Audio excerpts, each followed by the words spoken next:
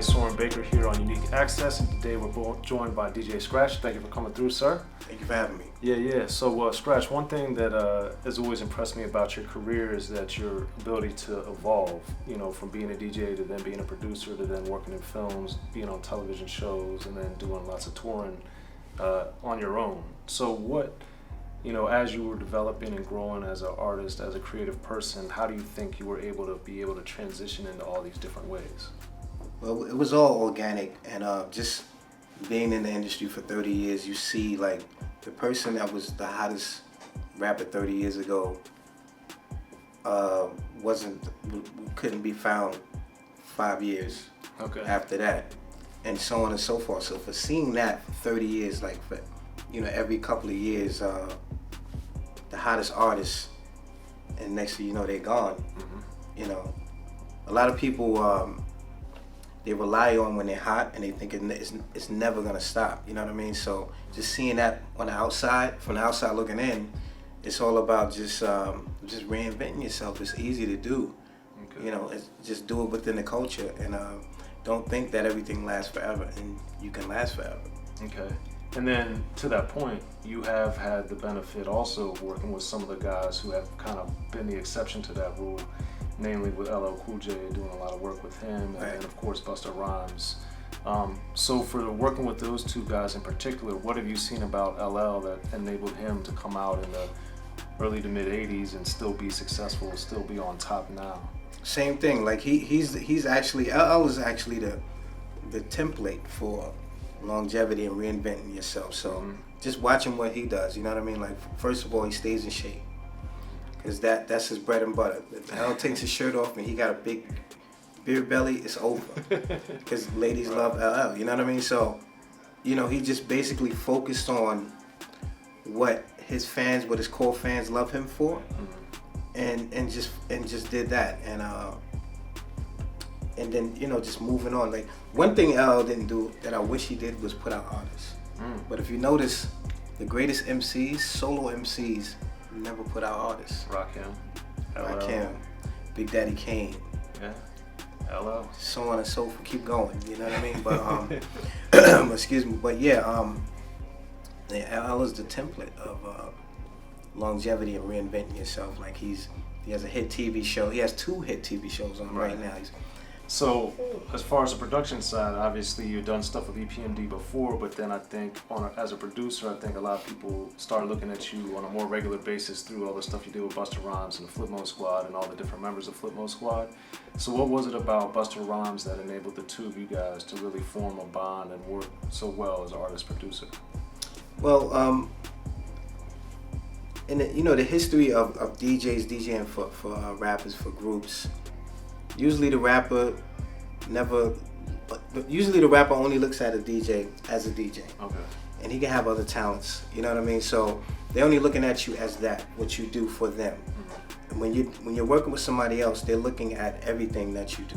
You know what I'm saying? So Busta Rhymes, of course he knows I'm a DJ, I'm a great DJ, but he also knows I have beats as well. So most importantly, like, he listens, you know what I mean? Like, when you're working with an artist, when you're producing an artist, the artist usually doesn't listen to the producer.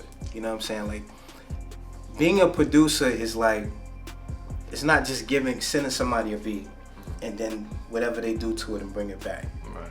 You know, producers, you making this beat, and you might have a vision for the artist, for the song, and you tell the artist what to do to the song. And most artists won't listen because they have their egos, and you know.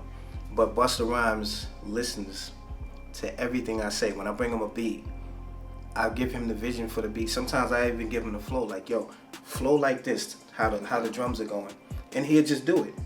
And our chemistry is like no other. Like, nobody rhymes over my beats like Busta, because Busta sees the vision. Well, you've done so many with him, and but my favorite is Give Me Some More, of course. So with that one, do you remember anything specific about the creation of that song?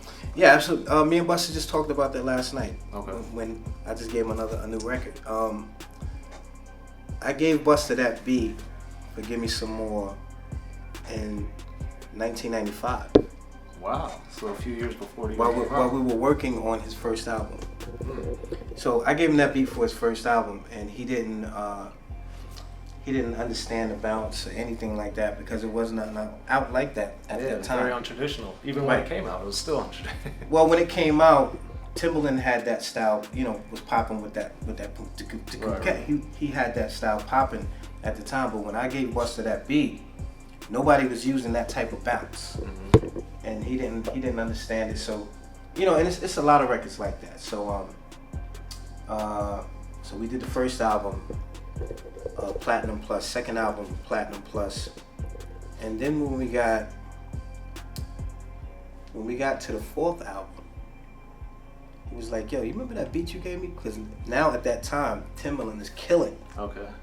He's killing the game, and that bounce is very popular. You know what I mean? So everybody started using that bounce, and he was like, "Yo, that joint like Timbaland." I'm like, "Yeah." So I pulled it back up, and I gave it to him. I tracked the beat, and I walked out the room to go get something to eat. He wrote and recorded the first 2 verses in 20 minutes. So, we're wilding out. When we get excited about music, we start fighting. We start body slamming each other in the studio and all of that. So, okay. So then I'm like, yo, we played it again, and I said, yo, it's too short. So you need to do another verse. So he went into the other room, and like maybe another half an hour, he came up with the third verse, and that song was done, and it was a Grammy nomination for that single too. Yeah, I mean, it's a phenomenal song. And I think too that one of the hallmarks of your work, even with from EPMD with Funky Piano on up, is like a lot of very like untraditional, unconventional type of sounds. Yeah. So for you, how do you kind of craft that? Because even with Give Me Some More, the bounce is one thing, but even using the psycho music is a whole other dimension of it. So how do you find that you're able to get these different ideas or different sounds than maybe other producers? I just always approached producing like how I approach DJing. Like, for example, once the Transformer scratch got very popular, from when Jeff did it on, when Jazzy Jeff did it on Live at Union Square, every DJ just wanted to transform. Right. You know what I'm saying? And it's like, so I'm like, okay, I can do that, but I want to do something else. Like, I don't want to do what's popular. I want to create something.